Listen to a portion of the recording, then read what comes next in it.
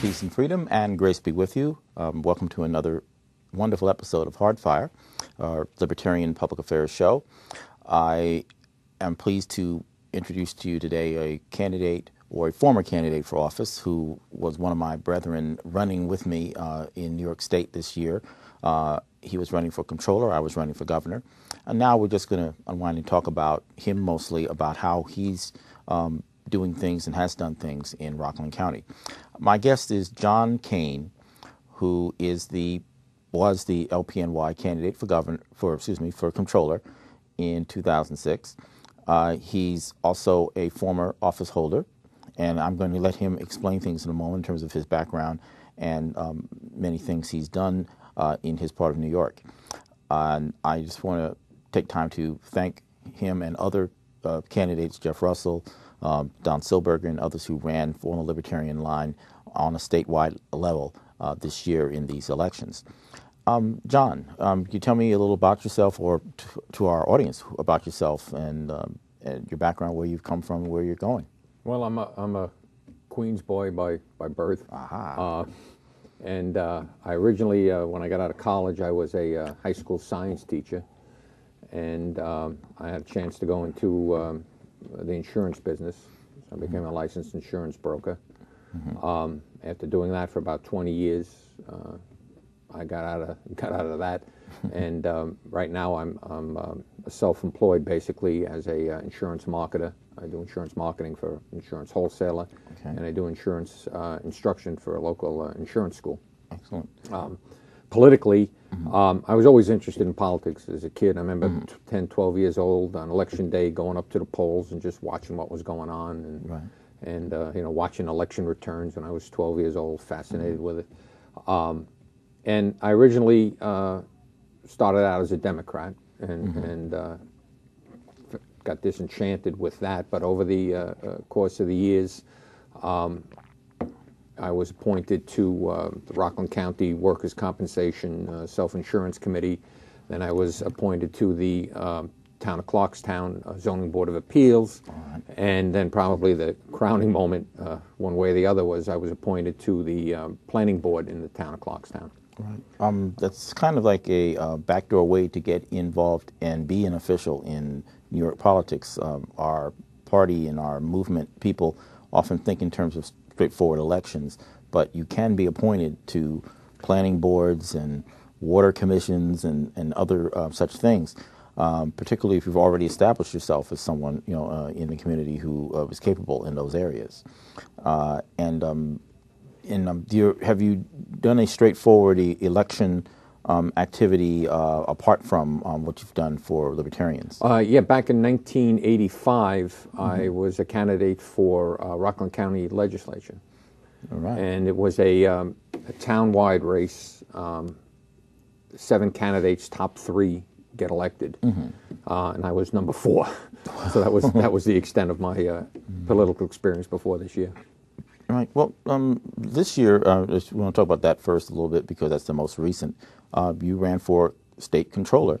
Correct. And that was it's quite an interesting position in terms of what you actually do, in terms of getting into the nuts and bolts of the New York State's finances. And it turned out to be a sleeper race that erupted. Can you give me some reflections about that? Yeah, it was probably, it's always usually the dullest race because it's not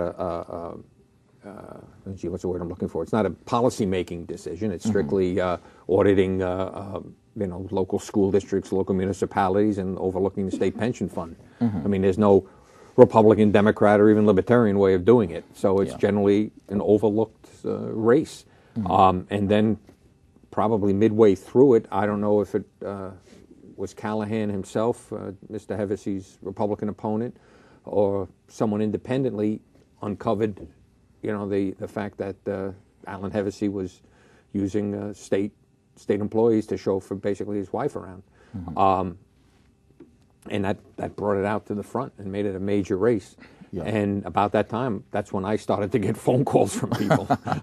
I think they read your backstory versus the current story with Hevesey. Yeah, that came up too. And we'll talk about that a little bit later. But it made the race that was dull exciting, and also in a year where it turns out Mr. Spitzer won several, whatever it is, 30, 40, 50 points, whatever it was. I think the media was bored with the whole election this year in New York, and then something sparked some interest in what was otherwise a very predictable race, and actually made controller race competitive in many people's eyes. Do you want to just encapsulate what your campaign was about for controller in the midst of all this? Well, it was to be very honest, it was very low key. Okay. Basically, I at the beginning I made a pledge to get 250 signatures or pay $250. I ended up paying $250. Signatures are not as easy to get as you think.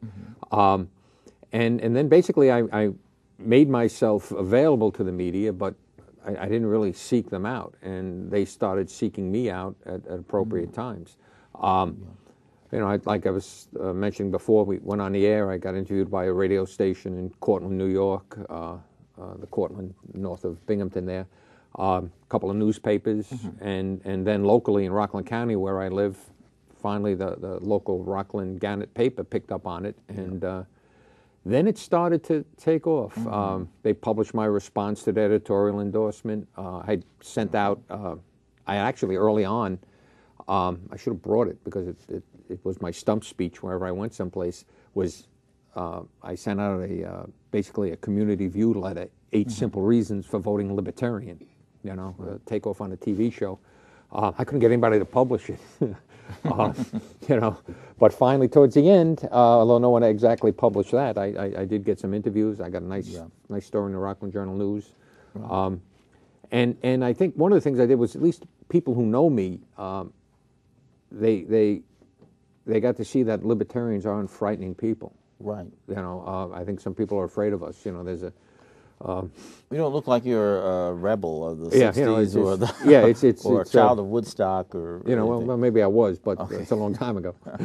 Yeah, so I mean, I think it was very important that the face of the party and the face of the movement reflects the everyman, as much as it does the firebrand, But a lot of people who get involved in so-called third-party, non-mainstream movements are pictured that way because they have to be idiosyncratic, it's felt, in order to indulge in themselves in something other than brand A and brand B. So you present to them the other face, the face that says, yes, we're regular people too.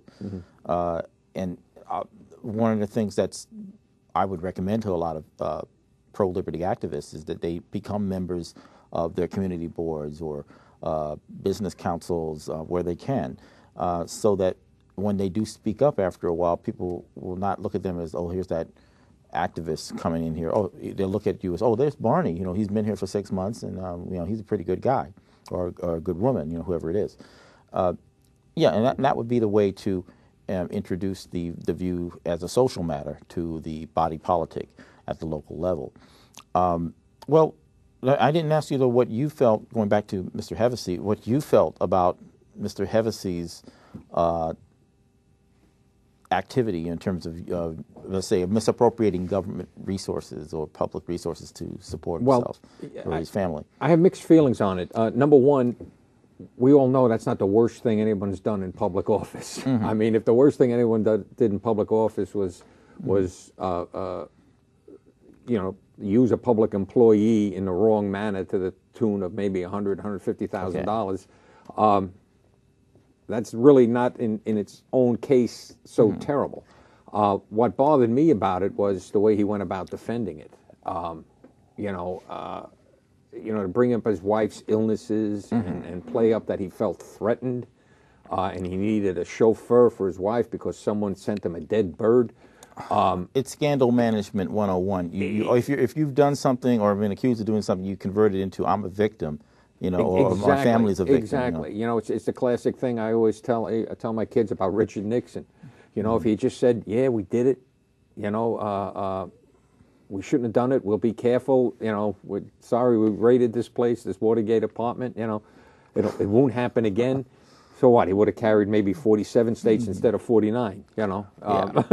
But I mean, few people know about that when Watergate. They were caught when he went in for the second time. They'd actually Gone in burglarized it first before, time. and when he tried to go in for more Yeah. Democratic stuff, that's when they got caught. You own up to it. Same thing with Clinton. If they started asking him questions about his sex life, he would have just stood up there and said, it's none of your damn business, my sex life.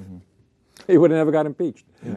But in terms of his use of this same thing, there was the famous Troopergate scandal where he used state troopers to help him get his mistresses to and from the governor's mansion, and even there, that could be considered a little bit more scandalous in terms of the pure substance of it than what happened to Hevesy or what happened as a result of what Hevesy was doing.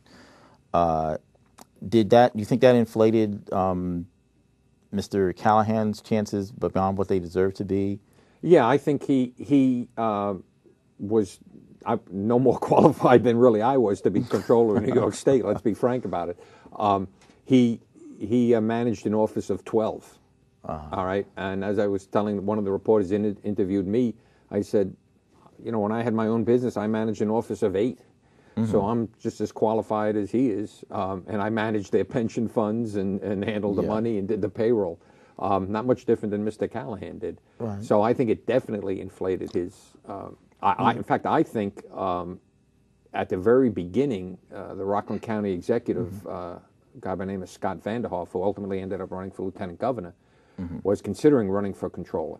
I think had he run for controller, he might have beaten Hevesy because he certainly was really qualified to be controller of New York State. Like another missed opportunity by, let's say, the other party, which never misses an opportunity to miss an opportunity. I want to break here to talk about our reason d'etre, our reason for being in terms of the Libertarian Party.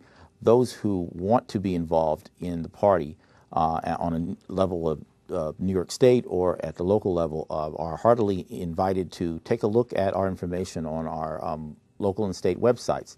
The Manhattan Libertarian Party is at manhattanlp.org, and you can see that when you see that website, you'll see a lot of information about upcoming meetings, activities of the party, and in New York City, and sample articles from Surf City, which is a wonderful little New York Press-like publication that is circulated around Manhattan and parts of Queens. You can also go to lpqc.org to find out about the Libertarian Party of Queens County, where I hail from. And you can also, if you're interested in activity on the state level, go to ny.lp.org to find out what Libertarian Party of New York is up to in this post-election period. We hope that you indulge yourself in finding more about what's going on with the party and with the liberty movement in general, and help, as I've tried to do in my campaign just past, bring freedom back to New York. I want to go back to Mr. Cain now and talk about the contrast between the taint of Mr. Hevesy campaign, regardless of what people think about the quality of that scandal, and your record and past relating to ethical questions. I think one of the reasons you got a blip of publicity is because they looked at the Hevesy story and they looked at the other candidates and they said, oh, we have him involved with a touch scandal, and here's John Cain, a man who didn't take a bribe in your past. Could you talk about that episode in your past? Yeah, sure. It goes back to 1999. I was a member of the Clarkstown Planning Board, and I guess I was a little naive, even though by that point I had been on the board 8 years. I had developed kind of a reputation, and I had heard this, reputation for being kind of someone who brought two sides together. You know, you'd have situations very often where a developer would come in and he'd want to build 40 homes, and the town only wanted him to have 25. And, you know, it would go back and forth, as government does for months. And I would step in and say, look, guys, how about 33, 34? You know, how about the town give up on this? How about the builder, you give up on this? And you know, I could very often swing the board around when I did that. And this particular development, nobody was arguing on the amount of the homes. Everybody kind of agreed there would be 77 homes. Yeah. But this particular was one of the last farms in Rockland County, and it went through two school districts. Okay. One of them very highly rated, the highest rated and the highest scores and everything in the county, and the other one had the lowest scores and everything in the county. The developer wanted to put all 77 houses in the town of in the Clarkstown School District, and none in the other school district. And he was using it. He said he would donate all this land for parkland, the whole bit. Well, the schools in Clarkstown couldn't handle the 77 new houses. They'd have to build a new school. The way the map was drawn, where the line went, it should have been 50, 57, 20. 57 in the Clarkstown School District, 20 in the other. And that's what the town wanted. It was going back and forth, back and forth. So I got an invitation to go to lunch from the Rockland County Democratic chairman. At that point, I had just left the Democratic Party. And he said, would you meet with this developer, see if you can work something out. So, being naive as I was, I said, sure. And I had actually come with plans to divide it 66-11, a nice compromise. Let's get it out of here. Let's move on to other things. I sat down at a meeting at a table very similar to this. The gentleman sits down, and the first thing he says to me is, I want to give you $5,000. And it was like someone hit me in the head with a bag of nickels. I just remember saying to him, no. And I got him off of that, and I showed him what I wanted to do. And then he said, what was probably his fatal mistake as I left, he said, don't worry, when it's all over, we'll take care of you. And I'm driving home from that meeting, and I'm thinking, that's an open-ended bribe. And not being a lawyer, I was like, is it illegal not to report a bribe? So I got on my cell phone, and I called the person I thought would be the most likely person to ask, a county court judge in Rockland County by the name of Bill Nelson. And I got his judge chambers. He knows me. I said, Bill, this is what happened. What do I do? He says, wherever you are, turn your car around and go speak to Mr. Bongiorno, who's the district attorney in Rockland County. So I turn my car around, I go to the DA's office, and I figure I'm just going to make a complaint. Right. I just wanted to go in and put it on the record. Someone tried to bribe me. I told that to the young lady at the counter. She said, could you wait here a minute? Well, I waited there a minute. 5 minutes later, I'm sitting in a room, and they're putting a wire on me. And call him back, tell him you decided to take the money. And I said, no. I said, he's not going to come back. I told him no. They said, believe me, he's going to come back. Because I had actually walked into the middle of an investigation. I wasn't the first person he had done this to. Okay. They had a whole trail of people. All right. Sure enough, I called him back and said, my wife's got expensive tastes. I'll take you up on your offer. Met him back in my office, bought me $5,000 cash. Not even any disguised bribe? Like $5,000. Actually, they counted it. It was $5,000. And once, it was amazing. Once it just blossomed. This gentleman and his father were a weekly appearance in my office, each time with something else. Get us this stone change, get us this. One meeting, they came in, and every time they wanted to meet with me, I had to call the DA's office, and they would hook me up. One meeting they came in, and they ran off like 3-4 things, could I do for them. When I left the meeting, the guy from the FBI says, do you realize there was a total offer of over $110,000? It went on for a while. Yeah. Then, they finally arrested them one day, and once they arrested them, they rattled off everybody else. The Rockland County Democratic chairman went down. A town attorney up in Haverstraw went down. Because I guess what was happening, though, is that when the initial $5,000 was a feeler, and then it wasn't even maybe that clean and tight a deal, because they were just feeling you out to see if you'd be one of the people. And then there would be a train of other money for other situations and your continuing loyalty. Yeah, it was. They used the term, we want to develop a relationship. That was the term that they used several times. Yeah. And it was... It's amazing. And it's often amazing to people that it would be that blunt, but I was shocked. It was a local level thing. In the big leagues, I understand the way they do it. They don't say offer you $100,000 flat out sack of cash. They just offer you $100,000 job in which you do nothing in the job. But you still got the money, but there's a legal aura to it, and therefore nobody knows the wiser. But it pays to have a wire.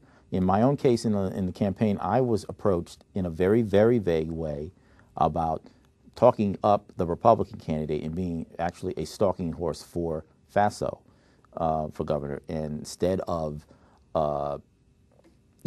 just actually concentrating on my own candidacy.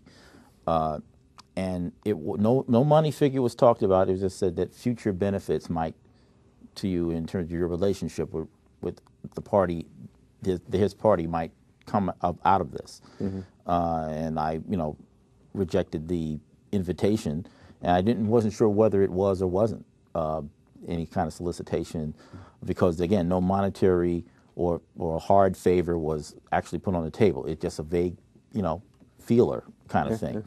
So I don't know how prevalent that is, in big party politics at the state level. But I didn't have a wire on me and didn't take it to the next step. This was shocking. I was being on the playing board all those years. People would always say, "Oh, there's bribes going on. There's bribes going on. There's bribes going on. You guys are on a take. You guys." And I would say, "Nah, come on, that stuff doesn't go on." And the day it happened, I could have knocked me over with a feather. My local chair of the Queens Libertarian Organization, he mentioned at the time a certain administration was getting started a decade ago, and new people were coming in for job offers. They were submitting resume packages with, gold rings and and other trinkets, jewelry, and other things like that to indicate their sincerity in wanting the job. And I was saying, good grief. I thought grafted greed and bribes and all that was stuff of the 19th century and, Tammany Hall and all that, but it's still going on. But I think you did our party very good by being a representative of what public officials should be standing for, integrity, and with a clear, keen idea of what is proper and what isn't, especially when it comes to, managing people's money, property, and lives. And Mr. Hevesy set a questionable example. But the way real-world politics goes, that's what gets you elected, or people disregard it. I mean, there was supposed to have been a big investigation leading to some kind of activity against Mr. Hevesy, either an impeachment proceeding, if that were possible for his position. But now, since the election's over, he got 60% of the vote. That's the most amazing part. Yeah, all of that has sort of floated away, drifted away for the moment. I don't know if it's ever going to, be followed up on with any real concrete action, and whether the new,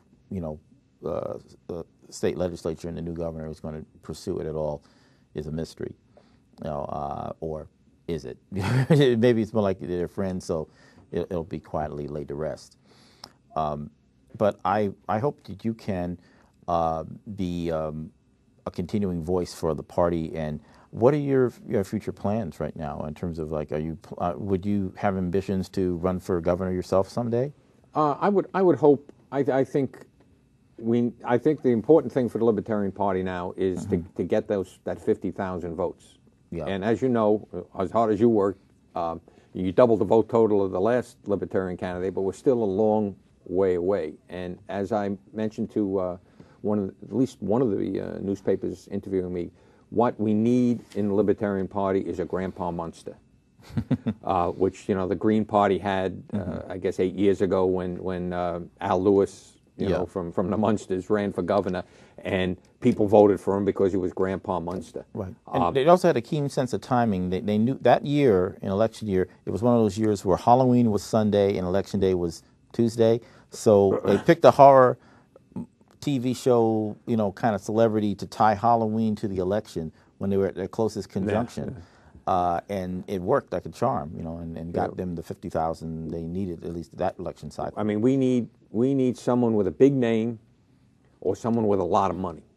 Ed Clark did so well back in, 1980, because his running mate was a billionaire, and he had a lot of money.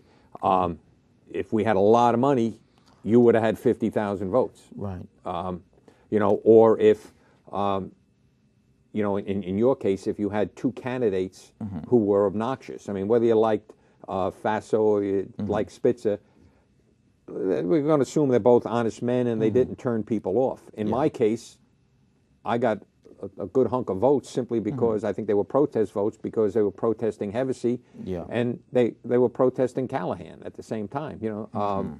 So I got some of the feedback. So we're going to need something. We're going to need a... Right. I've suggested, many strategies, one of which is to get a person who is maybe a disgruntled celebrity. I think a few months ago, Art Garfunkel was arrested for marijuana charge while driving, and he went to Woodstock, I think, for his court proceeding. Maybe or people like him are still disgruntled and have run-ins with the law that they think are unjustified, and we could possibly offer them a forum in a candidacy to voice their objections to oppressive police state activity against peaceful activity like smoking a joint. Same for other miscellaneous celebrities in New York who feel slighted. That might be a way to motivate them to be involved with us beyond just simply resting on their fame and whatever fortune they've derived. But if we don't get such a person, think you might run again? Yeah, I think I would do it again. I don't know for governor, maybe lieutenant governor if you got Art Garfunkel to run. Yeah, that would be a safe, wonderful position to be in. You're still running statewide on the major ticket, but you're the second fiddle to the big guy. Any final thoughts about things? We got about 30 seconds here. No. I just would encourage people, especially libertarians, to stay active. Get involved in mainstream politics to the extent that you show people that we're not a bunch of wackos. All right, I hope wacko is not the best word to end a program, but that's all the time we got. I'd like to thank John Cain for appearing, and I'd like to thank you for watching, and hope you join us for another exciting episode of Hardfire.